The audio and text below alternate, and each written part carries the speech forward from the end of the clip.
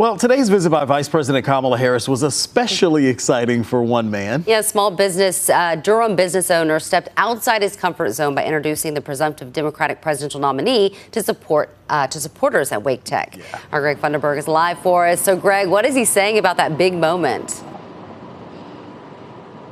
Well, Angela and Rod, Chef Mike says that, he's competed in a number of barbecue competitions over the years, but he says nothing could compare to what he had to experience today. He says there was one thing in particular that really stood out during the vice president's speech.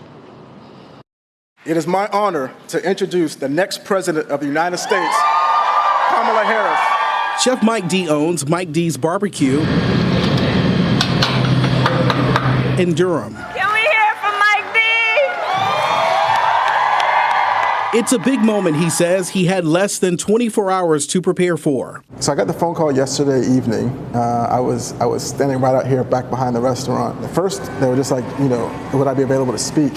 And then when I said to introduce the vice president, I was like, wait.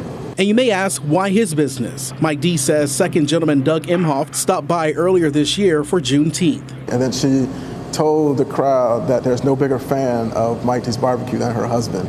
It's a moment that has new customers flocking to his business. We were watching Kamala Harris' speech, and Mike D introduced her, so we thought, hey, let's check that place out. Mike has been selling his famous sauces and rubs online for 11 years and decided to open this restaurant in July 2023. He says the vice president's speech hit home for him when she talked about small businesses getting access to capital. We really struggled to find traditional forms of capital.